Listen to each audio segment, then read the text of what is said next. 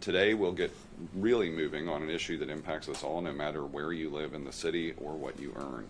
And we're moving forward together. Thank you, Nashville, for your trust. While we've been talking about this for a long time, our congestion has been building. The price to fix it has gotten more expensive, along with the cost of living. We've got the worst commute in the nation, according to Forbes, and now we'll be doing something about it for years to come. We're moving from talking and planning to doing. That was a campaign commitment. We're ready to get to work. Today, I'm hoping that everyone gathered here helps us inform the public about what comes next and what our expectations should be. First up, community will continue to be engaged in program implementation through the creation of an advisory committee, and the Mayor's Office will work in collaboration with Metro Council Transportation and Infrastructure Chair Sean Parker and Budget and Finance Chair Delicia Porterfield to draft legislation outlining continued engagement with the Metro Council around program implementation and financial reporting. We're committed to transparency in this process over the next 2 years as the program work ramps up. We will provide at least quarterly updates to the Transportation and Infrastructure, Budget and Finance, and Planning committees of the Metro Council, and we'll conduct annual audits of the Transportation Improvement Program and present the findings to the public. We'll have an advisory committee that will include both new faces and a blend of the technical and citizens advisory committee members who met throughout the pre-election process and helped shape the Choose How You Move program. The conversation with the community is just beginning, and there will be numerous opportunities for all Nashvillians to inform how we implement the improvements contained within Choose How You Move. As Michael Briggs said at one point, this is the start of the next conversation. Metro also won't be building this program alone. We can't. We will rely on subject matter expertise from industry partners. That work also starts today. In the coming weeks, our procurement team and Metro Finance will be holding information sessions for vendors interested in implementation of Choose How You Move. If you want to be part of the program, these sessions will outline how to do business with Metro and the best ways to get involved. This is a 15-year program. We'll be issuing procurements in the future that will leverage partnerships to execute the billions of dollars of capital improvements. We recognize that we will have to partner with local talent and expertise to deliver on voters' resounding approval of this program and its vision for our future. Those partners will work hand in hand with a new position in the Mayor's Office, Chief Program Officer for Choose How You Move. The position will be posted today, and we'll move quickly to bring the right person onto the team to oversee coordination of all aspects of Choose How You Move through strategic direction and overall program management, including working with our Metro departments, community representatives, and private partners. This is a critical position that will require a unique blend of leadership skills, management experience, technical knowledge critical to success. This is now the largest collection of capital projects in Metro's history, so ensuring we implement successfully and in a timely manner requires great leadership from the Chief Program Officer. Today, we feel excitement because voters agreed we deserve a transportation system befitting a major American city. And I do want to be clear, the changes will take time. We would wish for a fast implementation, but again, that 15-year horizon for build-out is something we knew from the get-go, and we do expect to see improvements in the first year. We're kicking off community engagement soon, so we are shovel-ready as soon as possible. Metro will begin receiving money from the sales tax surcharge this coming spring, nearly 6 months from now, and the work that starts today will ensure we're ready to begin implementation of the year one elements of the program as soon as funds are available. Redesigns of corridors that we, in many cases, haven't touched since the 1960s or 1970s will take more time. Other things like sidewalk projects or installing some of our first smart, modern traffic signals and improvements to transit frequency on routes we already know folks are riding will start quickly. WeGo will be moving within the first year to implement a low-income fare program, so Nashvillians who qualify for nutrition or housing assistance can also qualify for subsidized rides for the first time in Nashville's history, and that's just the beginning. Voters gave us their trust. We will honor it by maintaining the same openness that we demonstrated during development of the program, the clear information we shared, the easy access to everything Choose How You Move intends to do, all the way down to street level, including a thorough financial plan and audit, all posted for anyone to read. We want the implementation process to be the same. I look forward to sharing more about our approach to reporting out on implementation progress in the months and years ahead, and I'm grateful to Nashvillians and our voters for supporting a common sense program that unlocks our diverse neighborhoods, brings them closer together, offers dignity and independence and safety to our residents, and connects us all to opportunity and each other. It has been a long road to get here, and I again extend my thanks to Mayors Dean, Berry, Briley, and Cooper, who took steps along the way as my predecessors, and after endless conversations with residents that have lasted decades who have wanted something better, now we'll all have better choices for how we move. I do want to be clear that this is not the only work we'll be doing. Our office has heard from Nashvillians concerned about other election results, and this administration remains committed to working on a Nashville where we constantly take better care of one another. Thank you for being here, and I'm happy to take any questions. Nate. Ever since the referendum failed in 18, there's this debate how big of a plan, which election to put it on. When you look at the results from last night and see that wide margin, do you think a bigger plan, a more expensive plan would have passed? Well, I don't know. I think what we wanted to do was get a plan that could succeed with an overwhelming support of voters. You know, the hard part about even thinking about a bigger plan is there's just not a lot of room for maneuver. I would not have wanted to push sales tax any higher. We had already committed hotel motel tax to the Titans deal, and the other remaining sources of revenue don't allow us to think about programs as big as this one. And I think what Nashvillians will find over the next several years is that this plan is plenty big. Yeah. I wanted to ask you about what you would how would you characterize and what would you say about transit advocates who have worked for a long time, you among them, to get something like this moved forward? And what does that kind of mean for that dedicated group that have had faith over years and years? Yeah, I thought what we observed last night, not only with an overwhelming level of support from Nashville voters, it was really refreshing for me to see the size and strength of the coalition that did this and its durability. We had coalitions representing business and labor, you know, organizations that think about city design, livability, organizations that work on behalf of either minority or lower income communities, and all of them work together. And yes, I mean, even last year at the 5-year anniversary of the 2018 referendum failure, we had I think many of the people you're talking about standing out here on the steps of City Hall saying we need to do this again. And so I'm very glad that we heeded their recommendations and that we did. And some of them paid close attention to the work of our transition committee that focused on how Nashville moves. And so today I'm very grateful for their dedicated support, and I'm very grateful that Nashville voters understood why we needed to do it. What is the first couple of things that people will see actual tangible difference next year? What's the timeline for that? Is it traffic lights by Q1? I don't think we'll be able to do a whole lot by Q1. I think the easiest thing we'll probably have to get started on are some sidewalks. We're starting multiple conversations with the finance department today to see what will be immediately eligible for the funding and how quickly we could, for instance, go to ground on some of this. Sidewalks in the easiest places to build them, signals where, connect downtown, recently completed. There may be some opportunities there, but I think by this time next year, we will see progress on all three things. We would expect that, for instance, at some point, depending on their schedule of annual service changes, that in calendar year 2025, WEGO will be able to have more improvements than they would have at any other year in recent history. So we think on all three of sidewalk, signals, and service, you'll start to see improvements in year one, but I can't tell you quarter by quarter or exactly what street would be first. Does that also include kind of the shift to 24/7 WEGO service? When can people expect that to start up? With staffing, I'm guessing it's going to be a problem there too. Right. Steve Bland advised pretty early he couldn't hire enough bus drivers today, and we simply don't have all of the fleet to go to all of that expanded service level. But the program's also designed to build on itself so that the improvements you see in year one then expand and work even better together in year two, and that by year 5 you start to really see, I think, some of those service level improvements.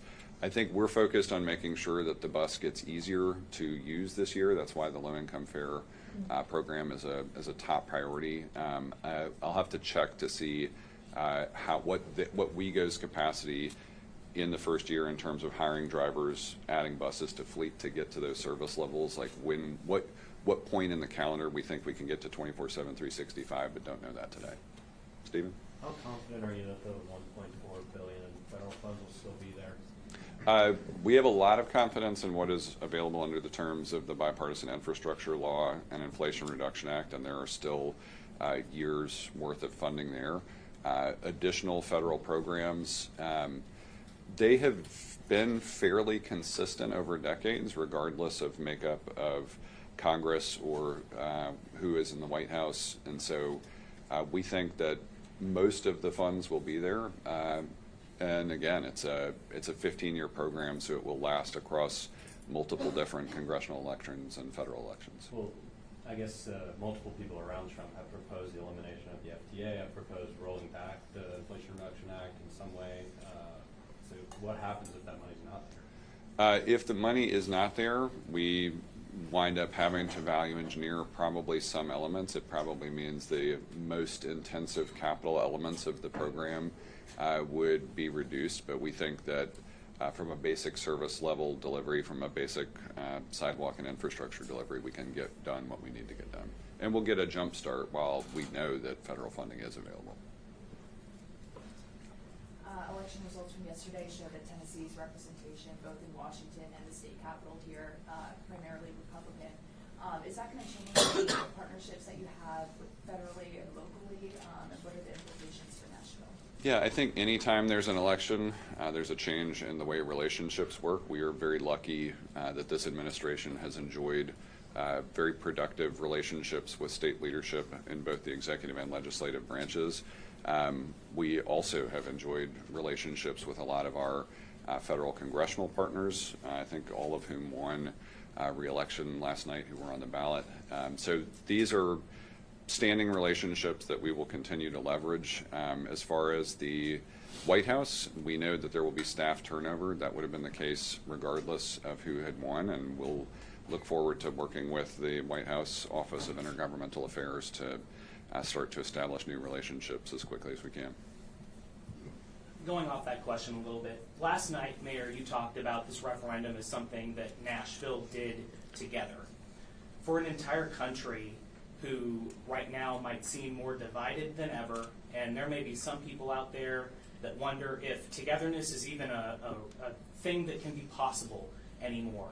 I'm curious, what lessons has this referendum taught you about how to reach out and find common ground with people who may not see things the same way you do? Yeah, I think here in Nashville there are a couple of great lessons.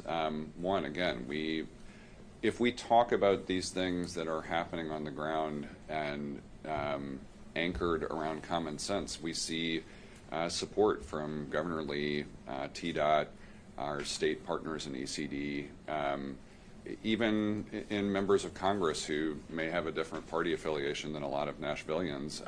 We worked very closely with Congressman Rose, and he helped us secure funding specifically both for Donaldson Station and the East Bank. My hope is that we're showing Nashvillians that spirit of togetherness every day that we're in office. I definitely think Nashville is showing that it is still not only possible, but also desirable. We've had voters who identify as Democrats, Republicans, and Independents express repeated support for this program. And I think that as we continue to do work with state and federal partners, regardless of partisan identification, that we are in the business of making sure that Nashville as a city is well governed and that everybody has what they need. Going to the back. Mayor, you talked about adding on a position kind of to oversee, I guess. Is that salary going to be part of the proposed budget, or is that something new? Or No, correct. We know we'll have some new funding under the program, and then we have had salary savings here in the mayor's office and everything. We believe that we can staff that position based on the existing FY25 mayor's office budget and new program dollars. Is it preferably somebody in town, or we look at? We don't know. We'll post them. I mean, sometimes we hire locally, sometimes we hire from within departments, but we've also, even over the past year, had some people express interest from outside of Nashville who've come in and been great fits on the overall Metro team. So I'm not going to try to prejudge that. Yeah. Given the referendum's overwhelming support, do you feel confident that we'll see surrounding Middle Tennessee counties kind of follow suit? Are you starting those conversations with other mayors? I really do feel confident that we've had strong regional support for the program. Greater Nashville Regional Council participants, Regional Transportation Authority have already heard from Mayor Anderson in Williamson County. He and Mayor Moore in Franklin were early leaders in the Mayor's Caucus, which is still going today. I think that's what's great. We've also heard from other mayors in major cities across Tennessee, from Memphis to Chattanooga to Knoxville. My hope is that we can continue to show, to Jason's point, that common sense approaches that try to bring people together still work in Tennessee. What did you hear from Mayor Anderson? Just a congratulatory note this morning, but he was very involved in those conversations that date back to 2008 around the formation of the Transit Alliance of Middle Tennessee. The Mayor's Caucus remains a very invested partner in the overall success of Middle Tennessee as a region. Yeah. Speaking of traffic and parking, earlier this year, booting went away here in the city of Nashville. I know I wanted to ask, would you be open to legislation bringing it back? And then what were some of the things you observed, predatory practices, were there benefits to it, a little bit more of a free-for-all now? Yeah, there are state and local conversations underway about what happens with booting on private lots, also about parking fees, about signage. On Metro Council, we worked on some things to try to add transparency to parking. We know this is a top concern for Nashvillians, particularly for people coming downtown, musicians. There continue to be also related conversations about musicians arranging deals for discounted parking to get to venues.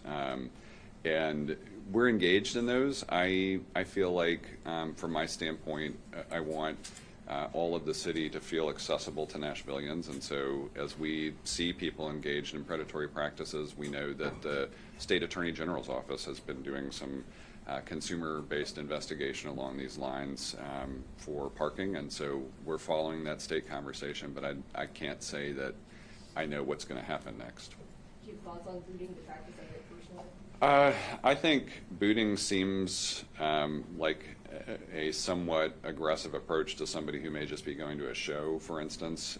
But we've also seen, and I say this from having represented downtown, people who may find a spot and basically claim it as theirs, and it may be something that the same car is in a place that should be turning over that's there for days or weeks. And I feel like there are a lot of approaches here, and I'd rather be in a scenario where people parking are acting in good faith and the people that are offering the parking are acting in good faith. And I don't know that we're all the way to what a recommended policy approach would be here. Yeah. Thanks. There was a sense around Metro that the city needed to get through the transit referendum, and then maybe some other initiatives got put on the back burner or things you had to put off. Do you agree with that? And what are your top non-transit priorities now? Fundamentally don't agree with that, and I would invite anybody to check out nashville.gov/progress. We made incredible strides across the board in year one.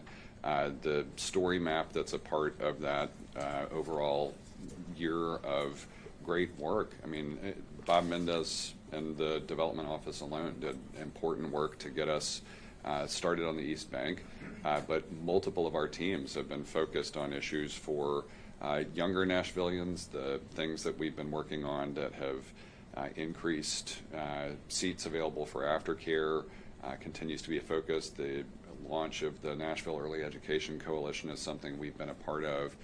The things that have been happening in the background to help coordinate with Imagine Nashville have been playing out all year. For us going forward, I think housing remains a top priority. We've been working all year long with the housing division at Metro Planning. We have another announcement on housing today.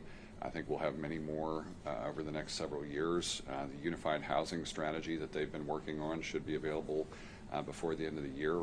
Very much looking forward to kind of using that to springboard beyond what the Affordable Housing Task Force report that came out in Mayor Cooper's administration offered. We've made a lot of progress against that original Affordable Housing Task Force report, though.